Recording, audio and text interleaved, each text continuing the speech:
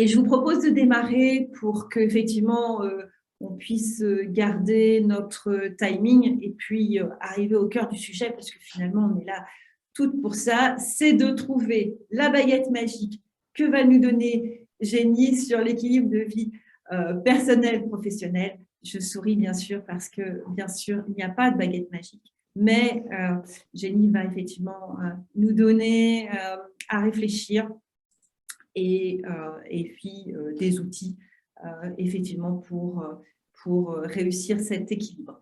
Donc, pour commencer, bien sûr, juste un petit mot sur Donner des ailes. Vous connaissez toutes et tous l'association et aujourd'hui, on a vraiment à nouveau besoin de se mobiliser. Je remercie effectivement tous et toutes d'être présents aujourd'hui, effectivement, avec nous sur ce très beau sujet et qui manifestement vous a mobilisé. Je disais qu'effectivement, à défaut d'avoir une baguette magique pour trouver la solution, Jenny allait nous proposer effectivement des outils pour qu'on puisse bien sûr réfléchir sur notre équilibre vie professionnelle et puis vie personnelle. Et je commençais effectivement à dire qu'aujourd'hui, bien sûr, mobilisé, qu'on attendait effectivement aussi plus que toujours qu'on se mobilise sur ce sujet d'égalité avec l'association Donner des ailes. Et donc, je rappelle que l'engagement de Donner des ailes, c'est de créer un environnement qui soit favorable à l'égalité homme-femme dans la santé. Et que l'une des thématiques que l'on porte aujourd'hui avec beaucoup de succès, que je partage avec vous, qui est effectivement la charte égalité de Donner des ailes, qui est un support, un facilitateur pour que les établissements s'engagent dans cette mise en œuvre de la démarche égalité qui est aujourd'hui obligatoire pour les établissements. Et on a maintenant, en 2021, on a plus de 15 établissements avec lesquels on a effectivement discuté ou signé la charte et qui aujourd'hui, c'est l'engagement de ces établissements. Et donc, c'est peut-être aussi pour chacun, chacune, un sujet qui est aujourd'hui présent et vous pouvez effectivement aussi revenir vers Donner des ailes si vous souhaitez mettre en place cette démarche égalité et avoir effectivement cette démarche de charte avec Donner des ailes. Et puis, on va démarrer sur le sujet. Je vous rappelle que vos micros sont coupés, que vous pouvez poser bien sûr toutes les questions que vous voulez dans le chat et que surtout témoignez, posez vos questions tout au long de l'atelier et Jenny jetera effectivement un œil pour qu'elle puisse répondre au fur et à mesure. Et nous avons aussi prévu un temps de discussion à la fin de l'atelier. Donc, merci effectivement à toutes et à tous pour votre participation qui est très nombreuse aujourd'hui. Et pour démarrer, eh ben, écoutez, je vais effectivement remercier Karine Duquesne qui est aussi donc avec Léo le sponsor de Donner des ailes et de cet atelier. Et merci Karine Duquesne d'être avec nous aujourd'hui et de votre soutien pour Donner des ailes. Et justement, Karine, vous êtes directrice générale de Léo France aujourd'hui et puis vous êtes pharmacienne de formation. Vous avez fait une très belle carrière dans l'industrie pharmaceutique. Vous êtes allée aussi aux États-Unis. Donc, vous êtes d'ailleurs mère de 2 adolescents. Donc, aujourd'hui, une femme qui réussit à faire avancer sa carrière et à gérer son temps personnel, c'est possible. Bonjour à toutes et à tous. Merci pour cette question, Catherine. pas sûre honnêtement que je sois vraiment la mieux placée pour parler d'équilibre vie pro et vie perso et les gens qui me connaissent et qui regardent cet atelier doivent penser la même chose. Mais pour autant, comme je suis une femme pragmatique comme beaucoup de mamans, eh bien, il a fallu parfois, et j'ai su le faire, dire non professionnellement pour pouvoir protéger des moments importants avec mes enfants. Alors, avant de commencer cet atelier et passer la main et surtout la parole à Jenny, je voulais commencer par féliciter, donner des ailes à la santé en tant que partenaire, nouveau partenaire, et surtout féliciter l'association pour l'ensemble de ses actions. Moi, je vous suis depuis le début. À l'époque, j'étais chez Janssen, un des premiers partenaires, et j'avoue que quand je vois l'avancée et tout ce qu'il reste à faire, je suis ravie que Léo Pharma s'associe et je suis vraiment très fière que Léo Pharma s'associe à l'ensemble des actions et que l'on soutienne cette démarche de donner des ailes auprès des acteurs de santé.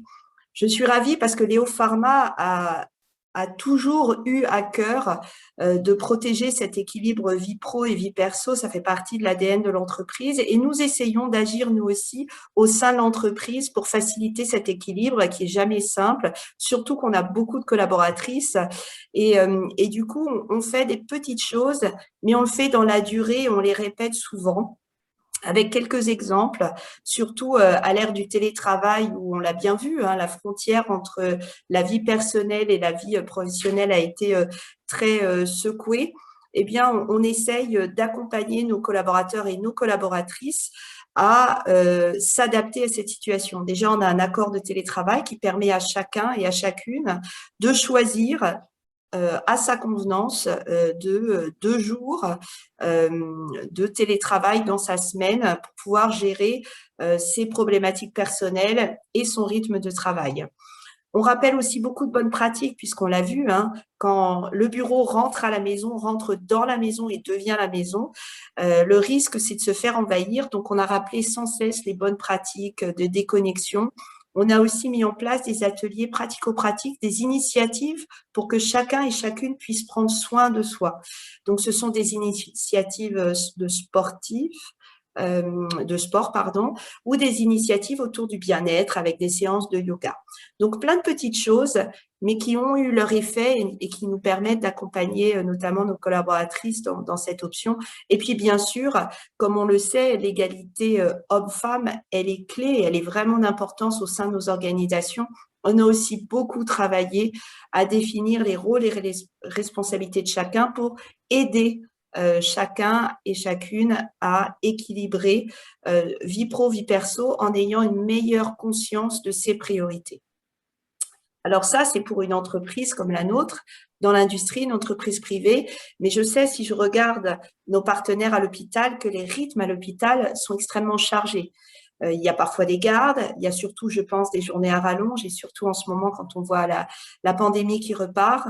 Et je pense que ce moment partagé ensemble, c'est vraiment un temps important qui nous permet de réfléchir ensemble, d'élaborer, de réfléchir et de voir quelles stratégies peuvent être mises en place. Et j'avoue que je viens aujourd'hui écouter pour moi aussi, parce que je crois que j'ai encore beaucoup à apprendre sur le sujet de l'équilibre vie pro, vie perso. Alors, merci Jenny d'animer cet atelier sur un sujet que vous connaissez très, très bien.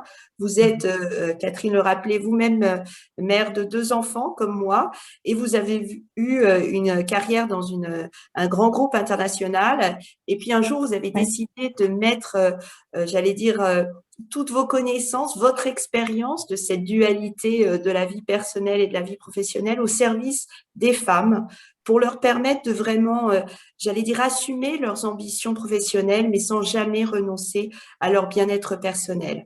Alors, vous apprenez aux femmes que vous accompagnez à prioriser leur temps, mais vous mettez aussi à leur disposition un certain nombre d'outils et j'ai vraiment hâte de vous écouter et d'apprendre encore des choses aujourd'hui autour de ce sujet très impactant dans notre quotidien.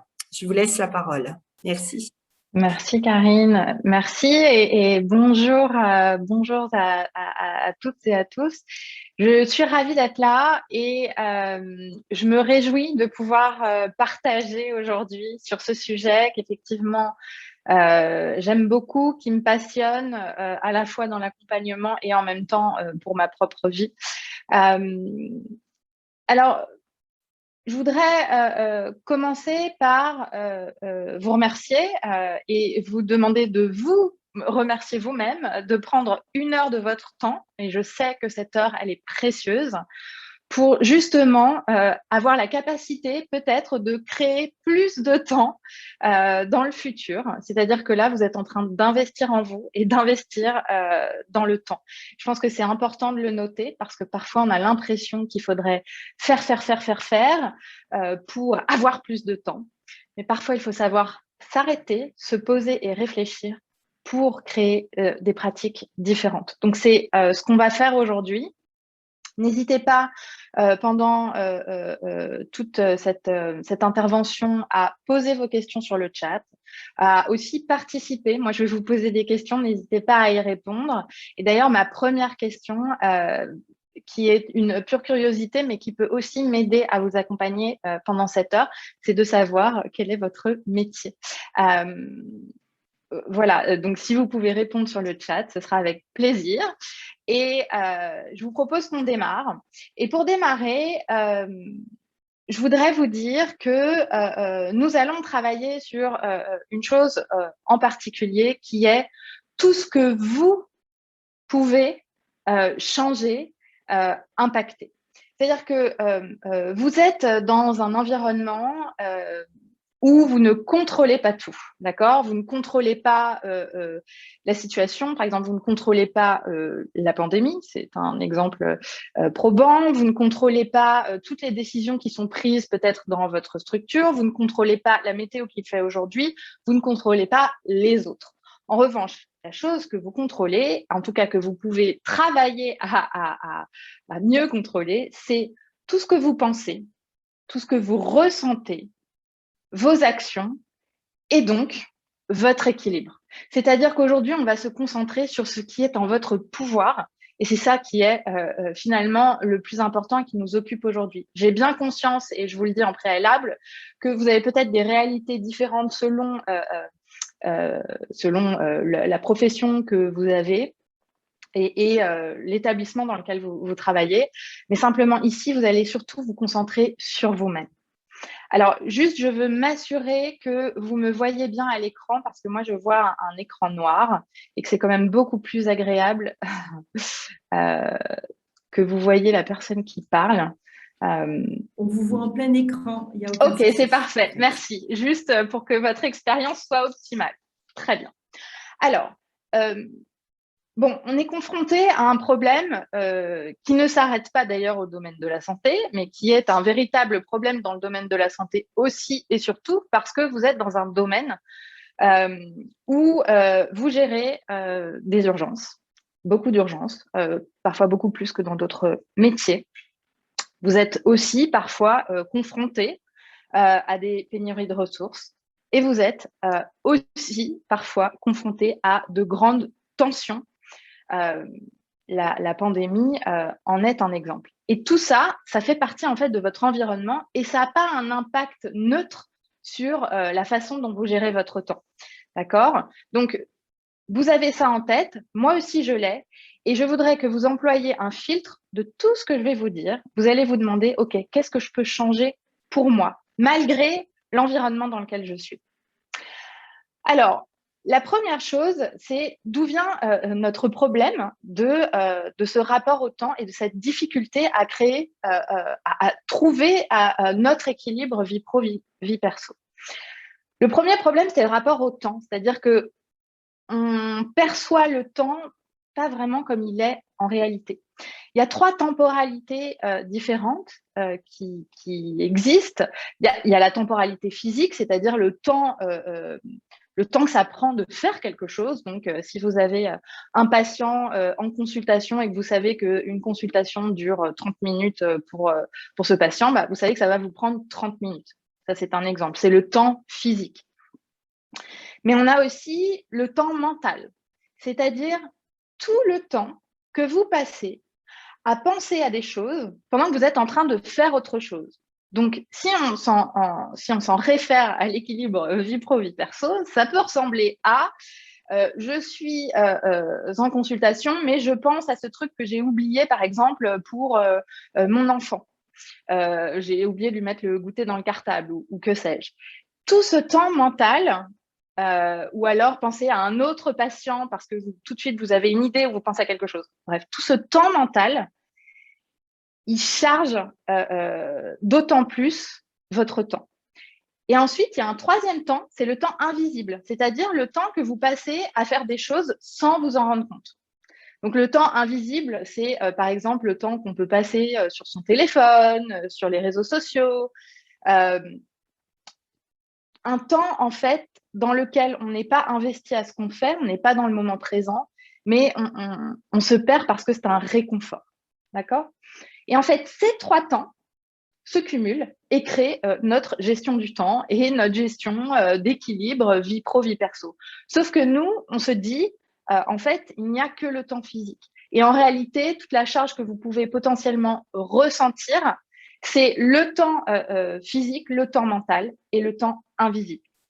Et ça va vous amener à vous dire, j'ai pas le temps, je manque de temps, c'est difficile de trouver du temps.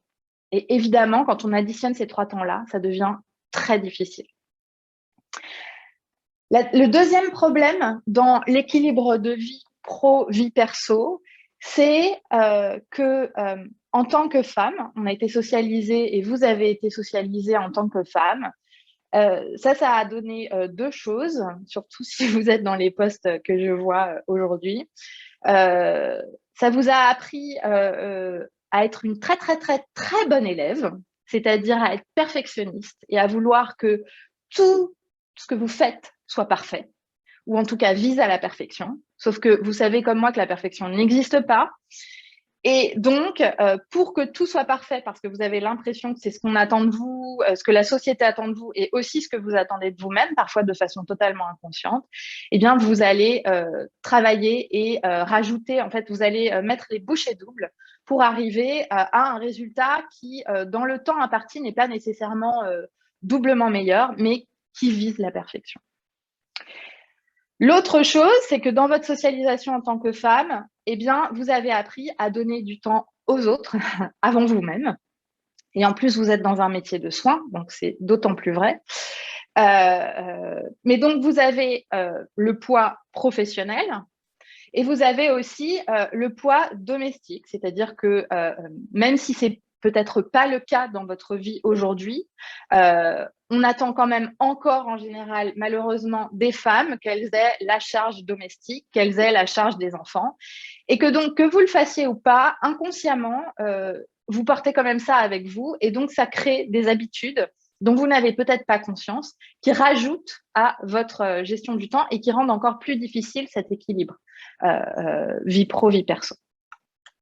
Donc, c'est important de noter le problème parce que quand on note le problème, ce dont on se rend compte, c'est que dans les problèmes que je vous ai exposés, je vous ai exposé des choses sur lesquelles vous pouvez agir. C'est-à-dire, sans rien changer autour, vous pouvez déjà agir dessus. Alors, c'est ce qu'on va voir ensemble. Qu'est-ce que vous pouvez faire pour agir? Mais avant ça, je voudrais vous poser une petite question. Quand je vous parle de temps physique, de temps mental et de temps invisible, est-ce que vous avez le sentiment de passer du temps autre part que dans le temps physique? C'est-à-dire, est-ce que quand je vous ai raconté ça, vous vous êtes dit « Ah oui, mais c'est vrai, moi, du temps mental, j'en dépense, du temps invisible, j'en dépense aussi ». Est-ce que vous pouvez me dire oui ou non, par exemple, dans le chat, que je me rende compte, est-ce que ça vous parle? Oui, plus, ok. Complètement. Super. Le temps mental. Le temps mental, c'est le temps de la rumination, le temps de la to-do list, ce temps-là un peu difficile à stopper. Ok, donc c'est bon. Je vais vous proposer des choses pour vous aider à ça. Alors, on va voir ensemble 3 outils. Donc, on a un temps imparti qui est assez court. Donc, je vais aller à l'essentiel et je vous invite à poser toutes les questions que vous voulez. Et moi, je vous donnerai davantage de détails en répondant à vos questions. Comme ça, ce sera totalement aligné avec ce que vous voulez savoir. La première chose, Et très honnêtement, c'est probablement une des plus importantes, c'est de travailler votre état d'esprit. Ok, alors là, vous me dites, ça y est, on parle coach, rien ne va plus. Moi, je veux des trucs concrets. Sauf que, une des raisons pour lesquelles vous avez parfois des difficultés à gérer votre temps et à vous trouver en équilibre, c'est-à-dire à avoir le sentiment de donner du temps à ce à quoi vous voulez en donner, ce sont vos pensées. Le frein principal, ce sont vos pensées. Alors, vous allez me dire, est-ce qu'il vous arrive de vous dire ou de dire oralement, de vous dire dans votre tête, j'ai pas le temps, je perds mon temps, je suis débordée. Donc, 1, j'ai pas le temps. 2, je perds mon temps. 3, je suis débordée. Est-ce que vous pouvez me dire 1, 2, 3 dans le chat? Est-ce que vous vous dites le 1, j'ai pas le temps? Est-ce que vous dites le 2, je perds mon temps? Le 3, je suis débordée? Ou est-ce que vous dites les 3, hein? C'est totalement possible. Ok. Donc là, ce qu'on voit, c'est que, évidemment, vous vous reconnaissez, c'est normal, vous êtes humaine, donc vous vous reconnaissez. Jusque-là, tout va bien. Sauf que qu'est-ce qui se passe quand on pense je n'ai pas le temps, je perds mon temps ou je suis débordée? Vous, comment vous vous sentez en un mot? C'est quoi le mot d'émotion que vous ressentez quand vous vous dites j'ai pas le temps, ou alors quand vous vous dites je perds mon temps, ou quand vous vous dites je suis débordée? Moi, par exemple, quand je me dis que j'ai pas le temps, ce qui me monte immédiatement, c'est le stress. Ok, donc frustration, être mal, le stress, donc on reconnaît le stress, et la frustration aussi, ouais, le fait d'être démoralisé. Donc, en fait, ce qu'on voit, c'est que ce qu'on se dit, ces petites phrases qui ont l'air si anecdotiques et si réelles, parce que quand vous le dites, c'est que vous le pensez, vous en êtes convaincu, eh bien, en fait, ça va générer en vous un inconfort. D'accord? Sauf que qu'est-ce qui se passe? Quand on est stressé, quand on est frustré, quand on est démoralisé parce qu'on se dit qu'on n'a pas le temps, qu'on est débordé, ben on va avoir tendance à papillonner, d'accord? Faire un petit peu de tout et essayer de cocher les trucs de la to-do list, mais pas faire le truc le plus important. Ou alors, on va être paralysé. On va se dire, oh là là, mais on a une chape de plomb qui nous tombe dessus et on n'avance pas, on procrastine, d'accord? Donc, le résultat de ces pensées, c'est qu'in fine, vous perdez du temps. C'est qu'en fait, ce sont des pensées qui vous conduisent déjà, à créer de l'inconfort en vous, ce qui est quand même pas cool, mais en plus, ça ne vous aide pas à avancer et à trouver le temps dont vous avez besoin. D'accord? Donc, si je vous dis ça, c'est pas pour vous jeter la pierre, hein. Ce que je vous disais, c'est que vous êtes totalement humaine et que c'est assez naturel que vous pensiez comme ça, puisque c'est ce qu'on a appris. C'est comme ça qu'on a appris à penser le temps, hein, dans notre société. Mais simplement, c'est pour vous aider à reconnaître que la prochaine fois que vous vous dites « je n'ai pas le temps », rappelez-vous de ce que je vous dis là, cette pensée, elle va vous créer le fait de perdre du temps. D'accord? Donc, rien que cette phrase, si vous l'enlevez, peut vous aider à créer de l'espace dans vos journées. D'accord? Donc, là, ce qu'on est en train de travailler, c'est vraiment votre état d'esprit. Donc, je vous ai donné des erreurs de pensée qui sont des erreurs de pensée absolument communes. Et nous, ce qu'on va essayer de faire, c'est de remplacer ces erreurs de pensée par des pensées puissantes. D'accord? Donc, quand vous vous dites « j'ai pas le temps » et que vous vous sentez stressé, on se met dans cette situation, vous imaginez que vous y êtes, comment vous aimeriez vous sentir à la place? C'est quoi l'émotion que vous aimeriez ressentir dans vos journées qui ne soit pas du stress et de l'inconfort? Par exemple, moi, j'ai beaucoup cherché la sérénité, le calme, l'efficacité. OK. Qu'est-ce qui vous appelle? De quoi vous avez envie? Est-ce que c'est de la productivité? Est-ce que c'est de l'efficacité? Bref, demandez-vous ce que vous voulez. OK? Et visualisez ça. Eh bien, pour pouvoir ressentir ça, vous allez aller chercher une pensée puissante. Je vais vous en donner des exemples. Ouvrez vos oreilles et dites-vous, est-ce que ça me parle? Est-ce que ça me parle? J'y crois pas du tout, etc. Donc, par exemple, ça peut être de vous dire, j'ai le temps. Ça va aller, j'ai le temps. Je vais trouver le temps. Je prends le temps. Chaque chose en son temps. Et pour les perfectionnistes, fait est mieux que parfait. Donc, je vous répète ces phrases. Vous allez noter une qui vous fait du bien et vous allez vous demander quand vous la dites, comment vous vous sentez. Donc, j'ai le temps, je crée du temps, je prends le temps, je choisis de faire ci ou ça. Parce qu'au fond, vous choisissez d'être à ce poste, vous choisissez d'avoir vos patients, etc. Parfois, c'est dur dans la journée, mais au fond, ça résulte d'un choix. Chaque chose en son temps. Fait est mieux que parfait. Donc, des pensées puissantes, je vous en ai cité, vous pouvez totalement en créer. Est-ce que d'ailleurs, quand vous m'entendez, est-ce que vous vous dites « Ah oui, mais moi j'ai ce truc que je me dis souvent, ça me fait du bien ». N'hésitez pas à le mettre dans la messagerie, ça pourra servir à tout le monde. Si vous avez, vous, une pensée puissante à laquelle vous pensez quand vous vous sentez un peu en stress ou frustré. Cette pensée, vous allez, celle qui vous fait le plus de bien, vous allez la noter partout, dans votre cahier, sur votre bureau, sur un post-it, sur votre table de nuit, sur la table du petit déjeuner, sur tout ce que vous voulez. Parce que votre cerveau, il est habitué à se dire qu'il n'a pas le temps, il est habitué à se dire qu'il est débordé, qu'il n'est pas capable et de gérer le boulot et de gérer le perso. Et du coup, plus vous vous répétez ça, et plus c'est la réalité que vous créez pour vous. Et donc, plus la frustration grandit. Donc là, vous allez le rééduquer petit à petit. Vous allez le voir vous dire « j'ai pas le temps ». Et vous allez vous rappeler « ok, bon, ça, je sais que c'est mon cerveau qui me dit que j'ai pas le temps, c'est normal, il est sur le programme, j'ai pas le temps ». Mais moi, je me rappelle que, en fait, la pensée je prends le temps », celle-là, je l'aime bien, donc je vais me dire « ok, bon, j'ai pas le temps, mais c'est pas grave, en fait, je prends le temps. Je prends le temps de prendre le petit-déj, par exemple, avec mes enfants, parce que j'ai envie aujourd'hui et que j'ai la possibilité, même si ça va être le rush absolu après. Je prends le temps de le faire. » Et vous allez voir que si vous remplacez votre pensée puissante par la pensée par défaut à chaque fois qu'elle vient, vous allez créer plus de calme en vous pour ensuite savoir, OK, qu'est-ce que je priorise, qu'est-ce que je fais, comment je peux être productif, comment je peux être efficace. D'accord? Donc ça, c'est vraiment une base, le premier outil. Maintenant que vous avez cette base, on va passer à des outils de gestion du temps à proprement parler. Et les outils de gestion du temps, c'est magnifique, c'est génial. Et d'ailleurs, je suis sûre que vous en connaissez tout un tas. Et en même temps, c'est génial quand on les utilise et quand on s'engage vraiment à les respecter. Parce que sinon, ça ne marche pas. D'accord?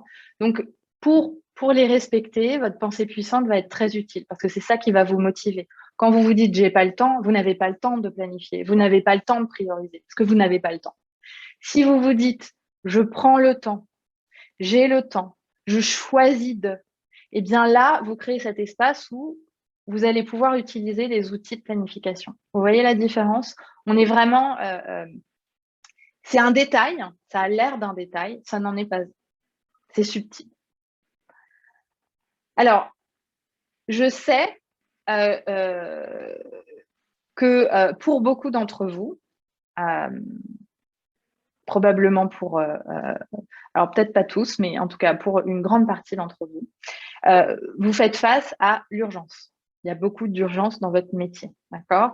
Je connais bien ça. J'ai des personnes que j'accompagne qui sont dans le milieu médical. Alors, attendez, j'ai un problème de vidéo. Voilà. Donc, ça fait partie de l'urgence qui vient à vous. C'est-à-dire, ce n'est pas vous qui appelez l'urgence. L'urgence est là et elle vient et vous n'avez pas le choix. Cette urgence-là, ça fait partie des choses que vous ne pouvez pas contrôler. D'accord?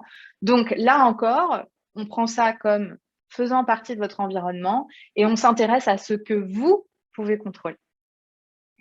Donc la première chose, c'est que pour avoir un bon équilibre de vie pro, vie perso, il faut prioriser. Parce que déjà, qu'est-ce qu'un équilibre de vie? Ça ne veut rien dire, il n'y a pas de définition universelle. Un équilibre, c'est quelque chose dans lequel vous vous sentez bien, vous trouvez que c'est équilibré. Pour Madame X, ça va être qu'elle va chercher ses enfants à l'école tous les soirs et qu'elle travaille très très tôt le matin. Pour Madame Y, voir une fois le soir ses enfants au coucher, ça suffit. Pour Madame B, ça va être de faire du sport 2 fois par semaine qui lui permet d'avoir un équilibre. Et puis, pour Madame C, ça va être de regarder Netflix. Finalement, ce qui compte, c'est pas de savoir quel est le bon équilibre. Ce qui compte, c'est de savoir aujourd'hui, à l'instant T, et là, nous, on se place à horizon fin 2021. On va se placer plutôt à court terme. Qu'est-ce qui, pour vous, donne un équilibre à votre vie? C'est quoi ce qui est indispensable à votre vie pour que vous vous sentiez bien? Est-ce que c'est de prendre du temps pour vous? Est-ce que c'est d'avoir du temps en famille? Est-ce que c'est d'avoir du temps, je ne sais pas moi, à faire du sport? Ça, c'est une question que vous devez vous poser. Et quand vous avez la réponse à cette question, ça vous permet quoi? Ça vous permet de prioriser.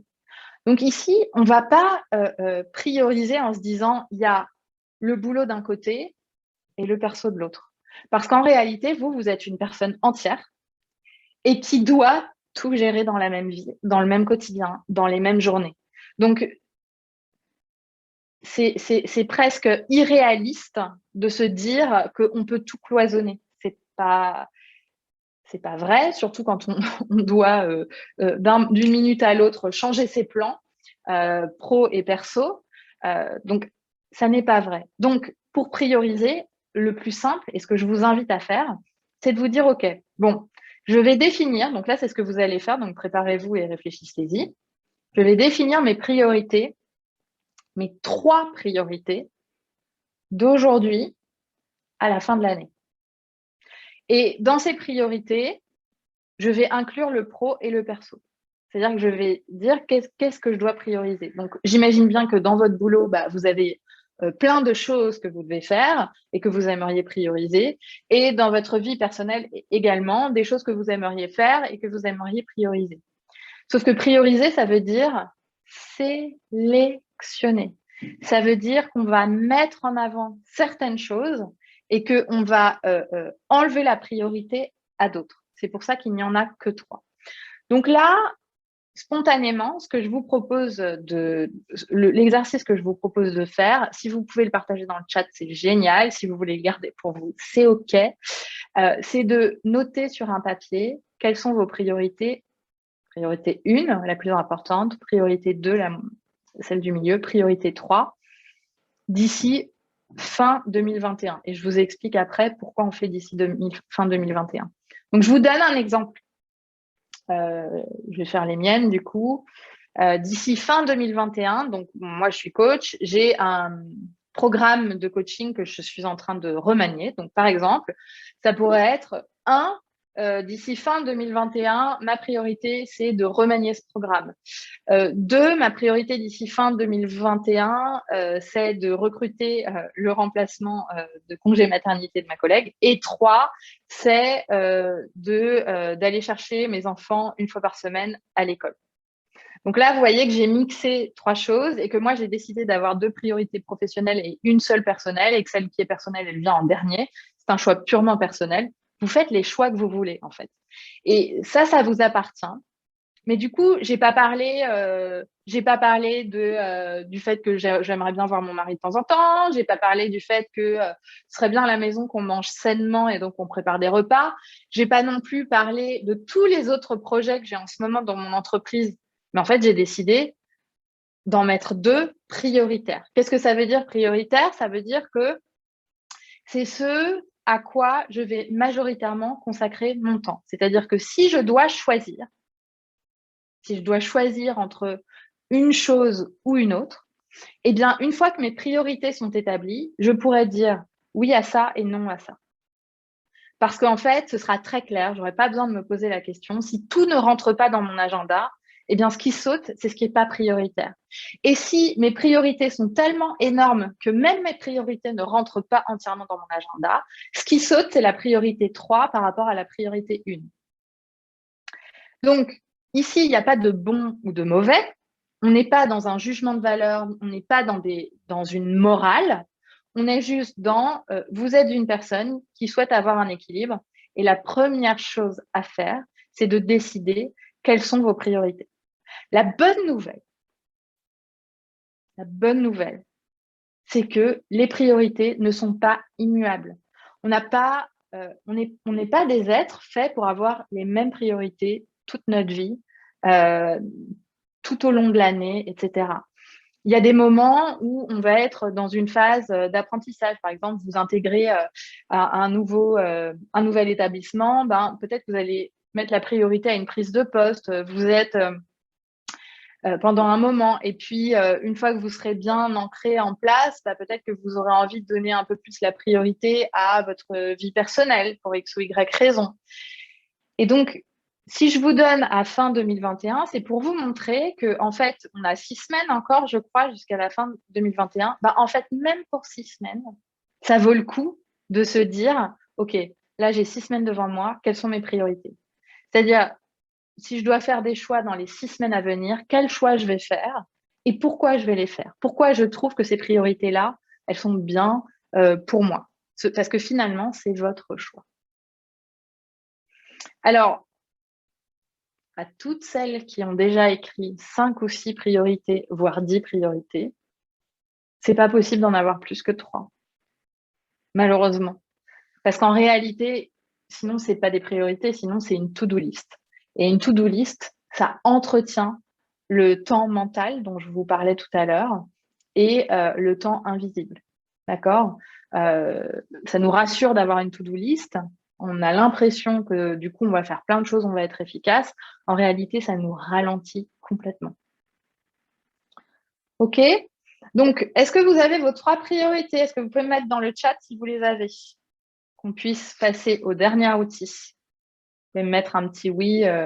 Et si vous avez des questions, évidemment, parce que là, pour l'instant, je ne vois pas de questions, mais évidemment, n'hésitez pas à rajouter. OK. Et réfléchissez aux questions, parce qu'on va passer aux questions après. Donc, si vous voulez que je réponde à des questions, je serai ravie de le faire. Donc, maintenant que vous avez vos priorités, vous avez votre pensée puissante pour apaiser le stress, la frustration. Vous avez vos priorités, pro, perso, parce qu'en fait, l'équilibre, c'est un tout. Ce n'est pas juste des morceaux de vous. Et ensuite, troisième chose, la planification.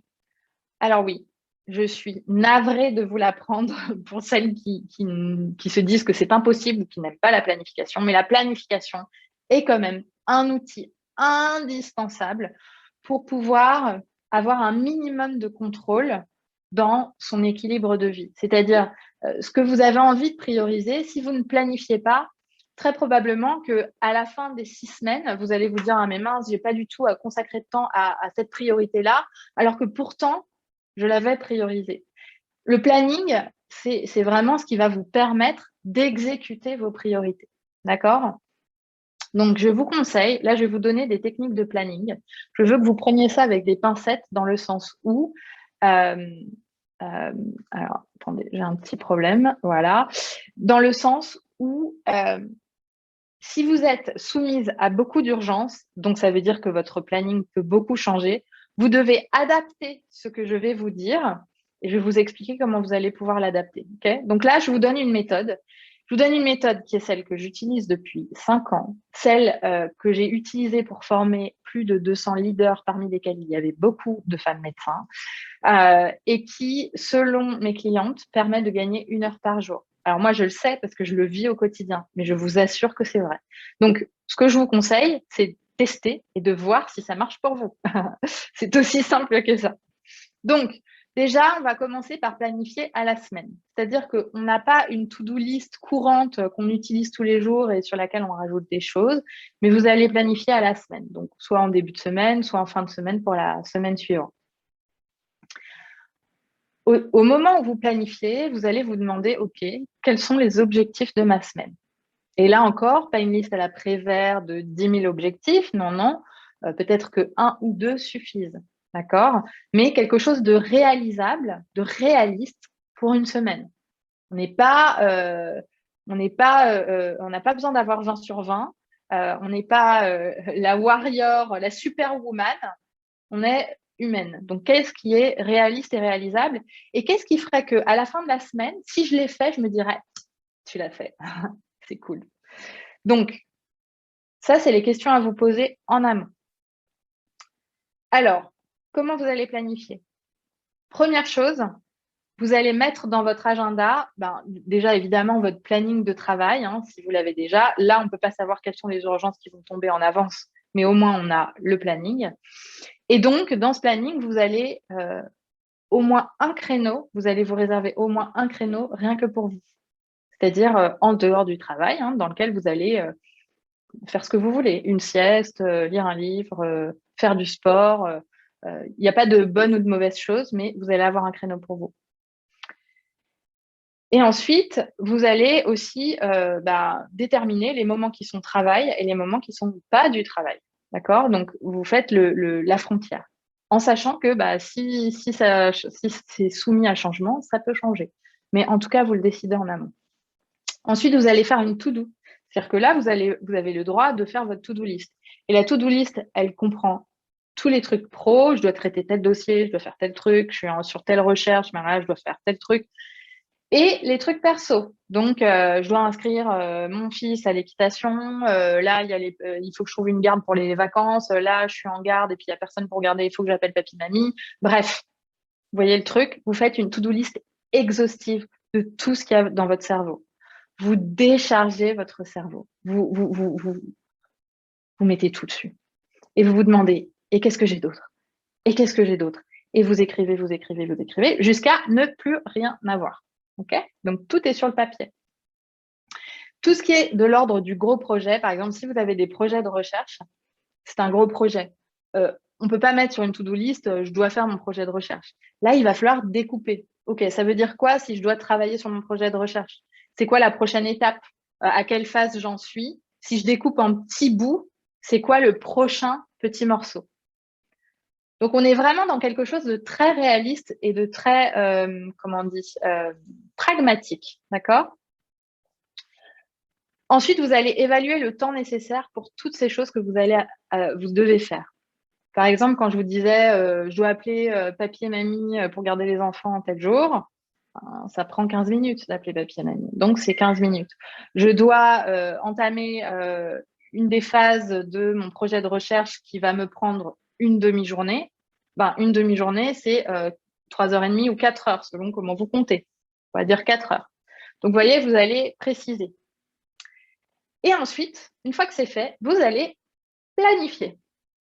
Donc, ça veut dire que vous allez mettre les morceaux et les mettre dans votre planning. Donc, si vous faites comme je vous ai dit, évidemment, tout ne va pas rentrer dans votre planning. C'est là qu'on va voir qu'est-ce qui est vraiment possible et qu'est-ce qui est de l'ordre du fantasme, de ce que j'aimerais faire et que je me dis que je ferais, mais qu'en fait, je ne ferai jamais parce que juste, je n'ai pas le temps de le faire physiquement. D'accord? Donc, c'est là que vos priorités vont vous servir. Puisque vous avez établi des priorités, eh bien, au regard de vos priorités, sur votre to-do list, il y a des trucs qui vont être mis à bien plus tard parce que ce n'est absolument pas prioritaire. Il y a des choses peut-être que vous allez décider finalement de ne pas faire parce qu'en fait, vous allez vous dire, bon, franchement, ce n'est pas important. Il y a peut-être des choses que vous allez choisir de déléguer professionnellement et personnellement. Et enfin, il y a ce qui correspond à vos priorités qui va aller dans votre agenda. Mais là encore, peut-être que si vous vous concentrez que sur vos 3 priorités, vous allez vous dire, oui, mais en fait, c'est du long terme, ça ne va pas être fait en une semaine. Donc, vous allez vous dire, en fait, cette semaine, c'est ça qui sera fait, et puis la semaine prochaine, je passe à autre chose. Vous voyez l'idée?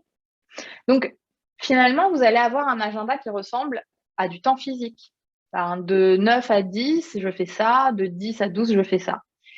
Et si vous êtes soumise à beaucoup d'urgences, eh bien, vous allez faire ce même process, sauf qu'en fait, en fonction, il faut que vous regardiez dans le passé combien d'urgences vous avez, par exemple, la semaine dernière, à quel point votre planning a été chamboulé.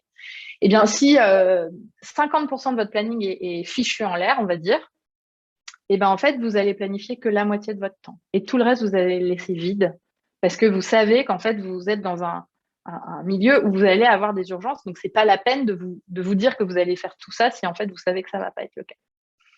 D'accord? Et ensuite, eh bien, une fois que c'est fait, soit sur un agenda papier, si vous adorez le papier, soit sur un agenda électronique, eh bien, vous allez vous engager envers vous-même pour autant que possible, respecter ce planning.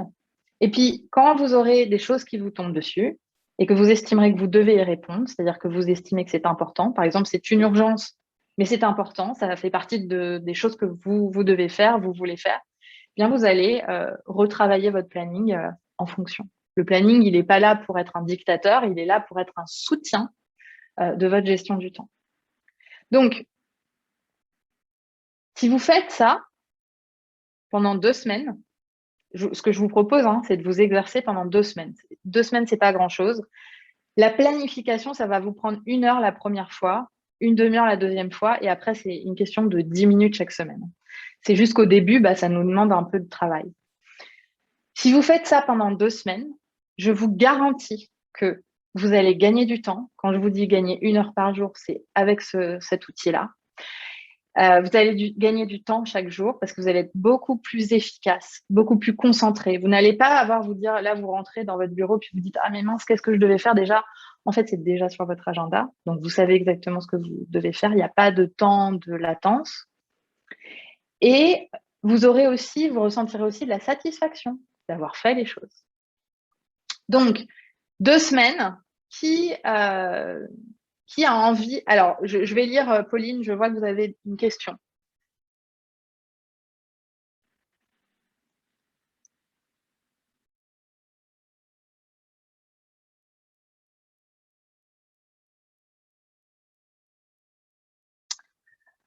Ok, alors, donc là, il y a un truc important. Donc, vous savez quand vous commencez et pas quand vous finissez. Donc là, la question à se poser, c'est est-ce que quand je commence, par exemple, je peux réserver 30 minutes de mon temps, par exemple, ça peut être un minimum, pour faire quelque chose de très concentré, que j'estime important pour ma journée, et qu'en fait, si c'est fait dans ces 30 minutes du matin, ce sera plus à planifier parce que c'est fait et c'est avant de commencer ou en tout cas au tout début de votre journée. Donc ça, c'est un tip. C'est du temps de focus que vous pouvez utiliser pour ça. Et donc, ça veut dire que peut-être dans votre agenda, il n'y a que 30 minutes de planifier par jour. Mais peut-être que ces 30 minutes-là, ils peuvent faire une différence dans votre journée. D'accord? Donc ça, c'est pour la première question que vous m'avez posée. Alors, la deuxième question, c'est... donc, vous me dites, on sait quand on commence, mais on ne sait pas quand on s'arrête. Donc, ce n'est pas possible d'avoir un agenda physique. Et pour optimiser vie pro, vie perso, il faut surtout des tips pour se dire, maintenant, je m'arrête. OK. Donc, là, on en revient à la priorité. C'est-à-dire que vos priorités sont aussi là pour vous aider à être guidé. Parce que quand on ne décide pas de priorité en avance, on dit toujours oui, en fait. On ne dit jamais non. Parce que assez naturellement, on se dit, c'est mon rôle, je dois le faire, c'est ça qui est le mieux, etc. Et comme ça touche des patients, on se dit qu'on n'a pas le choix. La question à se poser, c'est qu'est-ce qui se passerait? Donc ça, c'est une question que je vous pose, je n'ai pas la réponse. Qu'est-ce qui se passerait si je commençais parfois à dire non? Parce que j'ai une bonne raison de dire non à ce moment-là. Qu'est-ce qui se passerait? Est-ce que les choses s'organiseraient différemment? Est-ce que le patient serait pris en charge différemment?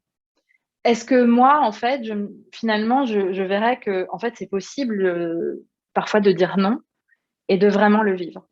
Ça demande d'avoir défini vos priorités et aussi, à un moment, d'avoir le courage de vous dire oui à vous-même et donc de dire non aux autres. Alors, vous êtes face, là, vous posez un sujet qui est un sujet d'une difficulté, d'une complexité incroyable, puisque vous dites, oui, mais si ça peut nuire finalement aux patients. Et la question à se poser, c'est aussi, oui, mais est-ce que vous êtes seul responsable de ce patient? Est-ce que vous avez une équipe sur laquelle vous pouvez compter, un management sur lequel vous pouvez compter? Comment vous pouvez vous organiser pour ça? J'imagine là que vous dites, oui, mais j'ai déjà pensé à tout ça, mais ça ne marche pas comme ci et ça ne marche pas comme ça. Et en même temps, on peut aussi faire le corollaire. Qu'est-ce qui se passe quand on dit oui tout le temps, même quand on avait l'opportunité de dire non. Parfois, j'imagine que vous avez des moments où en fait c'est impossible de dire non. Et parfois, vous hésitez. Vous vous dites, peut-être que je pourrais dire non, mais bon, je vais dire oui. Donc, c'est à vous de repérer, et là, c'est vraiment un travail, c'est à vous de repérer quels sont les endroits où ce serait le plus facile de dire non. Et de vous entraîner sur ces endroits-là et de voir ce qui se passe. Qu'est-ce qui se passe en vous? Comment vous vous sentez? Qu'est-ce qui se met en place? Et donc, de vraiment en faire l'expérience. Et puis, au fur et à mesure, de voir, en fait, qu'est-ce que j'en apprends? Comment ça sert la prochaine fois que je vais dire non? Finalement, tant qu'on ne le fait pas, ou tant qu'on ne le fait pas dans la mesure dont on aimerait le faire, on peut difficilement voir quels en sont les effets. Alors, j'ai bien conscience que vous dites oui, mais en fait, moi, voir les effets, c'est potentiellement un gros risque. Et donc là, c'est à vous de jauger le risque. Dans quelle situation je peux me le permettre et dans quelle situation, en fait, non, je ne me le permets pas parce que, en fait, je choisis de le faire, parce qu'en fait, ça fait partie de mes fonctions et que c'est ce que j'ai choisi. Et je sais que c'est dur.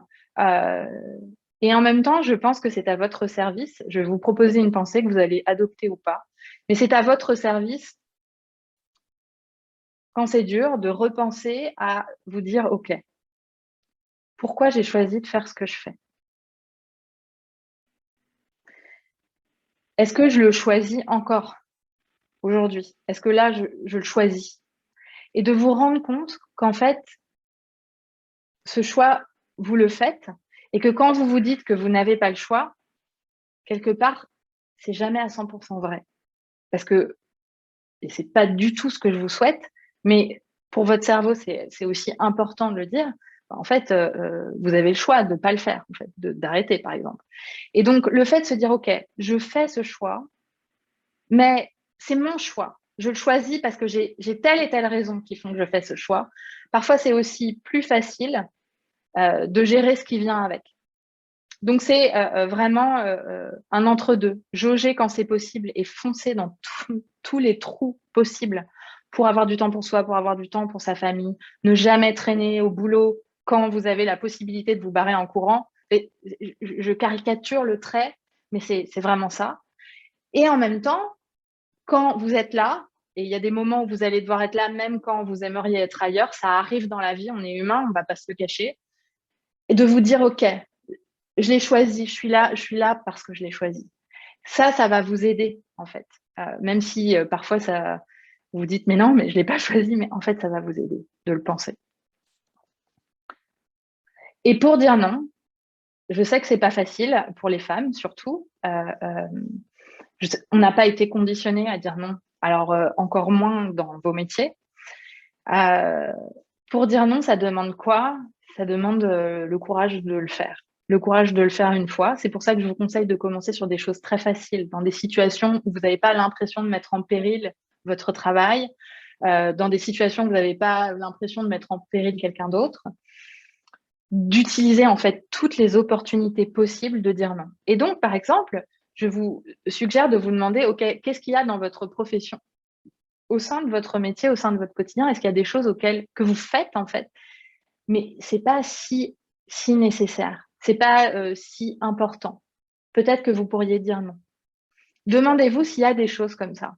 Parce que quand vous posez cette question à votre cerveau et vous dites, OK, à quels endroits je pourrais dire non? Qu'est-ce que je fais en fait qui n'est pas vraiment utile, qui apporte pas beaucoup de différence ou de valeur, mais je le fais parce qu'il faut le faire, parce que c'est bien de le faire, parce qu'on me demande de le faire.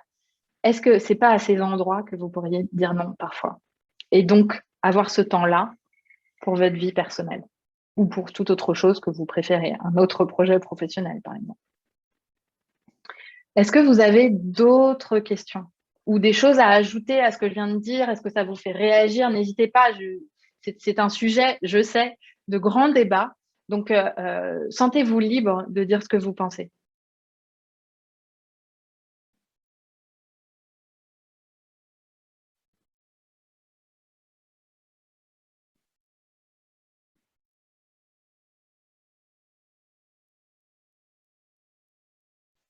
Je remonte le fil pour voir si vous aviez d'autres questions. Vous êtes très sage. On a fait le tour des questions, Jenny. Ouais. On va laisser encore une petite minute si jamais il y a des gens qui sont en train d'écrire les questions. Et puis sinon, on va conclure.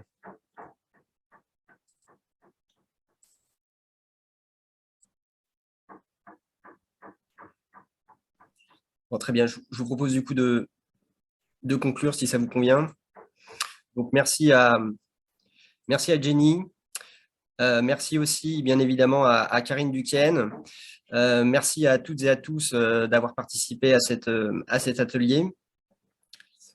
Vous retrouverez le replay de cet atelier sur le site de Donner des ailes à la santé et nous relayons aussi l'information sur les réseaux sociaux. N'hésitez pas à nous suivre, notamment sur LinkedIn. Je vous propose aussi, si vous le souhaitez, de faire un tour sur notre site et d'adhérer à l'association, si ce n'est pas déjà le cas. Vous pouvez retrouver beaucoup d'informations, comme des informations sur la démarche égalité dont a parlé Catherine Ozimour tout à l'heure, sur notre site, donc donnerdesaileslasanté.org. Voilà. Merci Jenny encore une fois. Merci Karine. Merci à tous ceux qui ont aidé à la participation de cet atelier, à son organisation. Merci Jenny. Je vais tester j'espère gagner 7 heures par semaine. Je vais tester. Testez, dites-moi. Ça marche. Merci beaucoup. Ça va être effectivement, et on va effectivement ensuite échanger sur notre fil Twitter Donner des ailes. Merci beaucoup. Merci à tous et à toutes. Très belle journée. Je vous souhaite une bonne journée. À très bientôt. Au revoir.